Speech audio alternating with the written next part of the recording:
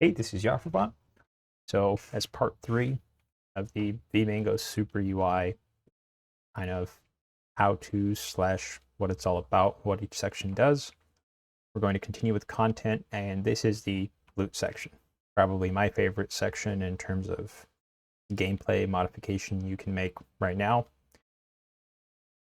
Really quick about the game, I want to have sliders added on over time for even questing other things, but basically, how can I do mass changes to the game that don't necessarily involve scripting, they don't involve changing something with the client or C++, but rather what can we affect about the world via making use of the SQL schema that exists in VMaNGOS. So let's say I'd like to increase the rare quality item drop chance off every loot source of these types of items. And I would like to do that for all boss types, but not the dungeons and raids. I can say preview changes. I can say hit a 2x or 3x modifier, or in this case, when I go ahead and drop this down to a 1.34 so that I get it really close to what it was. 3.5, there we go, 3.4. And say apply. I hit apply changes, and we see all of these entries were done. Now today, you can't only undo one batch at a time. You can undo everything you've done by just hit reset all to original.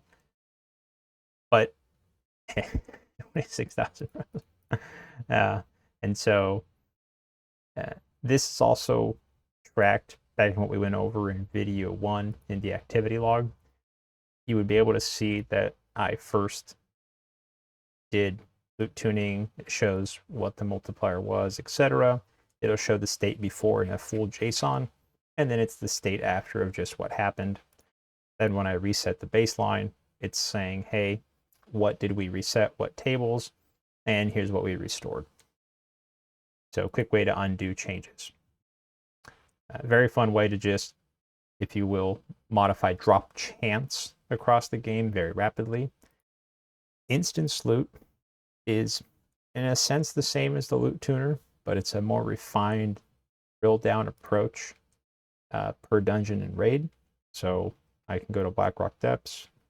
I can say, okay, let's go to Magmus, and I would like either say all bosses in Blackrock Depths to have higher drop chances. We could change the amount of picks that shared pool gets. We can modify each individual item's chance within that pool.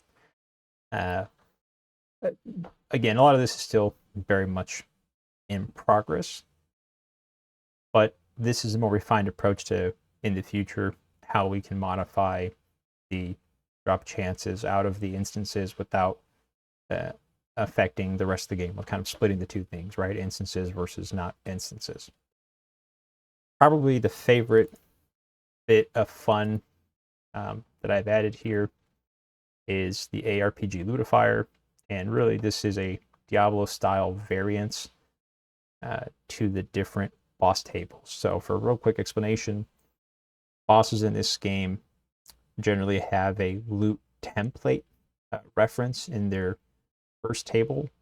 So if you add items to the loot reference template or the loot template table, then that item is now available from that boss with its according percentage. So to kind of, if you will, make this work, what I've done is say you have one boss, Edwin Van Cleef, search for him, and I take all of his, unique loot. I say 35% budget above base, so if Corsair Shirt has a total of 10 with the various weights from the WoW Classic Wiki or vanilla WoW, what those weights are, I think stamina 0.67, then we can have a combined total of 1.35% above that. Let's say 10 variants per item, and we don't want new affixes, no extra stat slots, so it just increases the rolls of what these already have. And you can customize what you want here. I say 0 to 79%, I'd like that to be improved and be a prefix. 80 to 89 is of power, 90 to 97 of glory, 98 to 100% is of the gods. So if I hit generate variance preview, then you'll see that Cruel Barb is going to get 5 improved, 2 of the power, 2 glory of the gods. So I'm not changing really the item's name as much as we are giving it affixes or suffixes to keep in line with vanilla. That's just what I want. And this gets added. I suppose you have to take my word for it, but it does work. Reload the game world, and it just becomes an item on the boss's loot table with a % chance, which if Cruel Barb and Cape of the Brotherhood, if we assume these 4 items had equal share of the loot, so 25% each, then the original item, which in a funny way is the worst item now, does stay inside the loot table, but these 10 get added, and these 10 plus the original Cruel Barb share the 25% with the rarities given in according percentages. So the of the gods variant probably has a 0.3% chance, right? So you won't be spammed with high tier items, but this is a way for you to see far more variation throughout the game. And as a fun little bit, the of the glories and of the gods, so the 90 to 100% rolls are epics.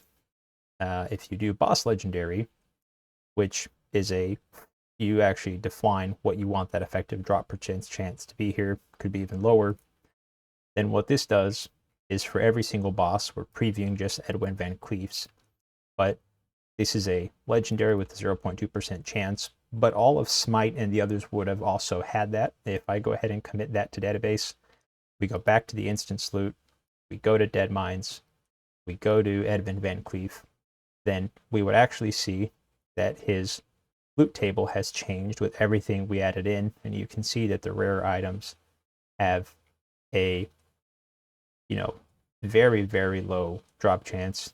The legendary having been dropped into this table so that we're not mucking about with adding a new shared pool at a 0.2% chance. This is just a fun way to say, hey, you might see a couple of legendaries on your way to endgame. They're about 50% more stats than that item, so probably useful for between 6 to 12 levels. You can also do this as a batch across the whole game. So if I'd like to do all rares across all bosses in all of the dungeons, not the raids to start, you can customize that. I do want boss legendaries. It's going to generate 10,800 items. We're going to go ahead and commit these 10,850 items. We can see that it says committing 1085, so that's my first error. But, it ships, It's the way it goes. I've improved the SQL here to be a little bit faster, although it is still a fair bit to work with 10,800 rows. It's just the nature of how the MariaDB and connections go. I'm sure someone smarter than me can figure out a faster way to do that. But if we were to let it run for a moment, it might be, 4 minutes in this case. I think I've done some bigger commits, 80,000 or so items. That took about 4 or 5 minutes. So it still takes a moment. It's not instantaneous, just given the amount of items you're generating and the checks going on in the C#.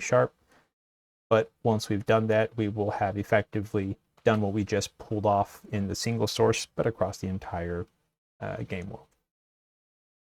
And once we've done all this, if we wanted to, we could just roll back everything. And that's just taking all custom items that we've generated during this session or even in previous sessions, and it resets everything. So it's still a not super refined tool, but it does work as kind of a one-off. There we go. 10,000 done, 10,000 put in. And I think that about wraps it up for this session.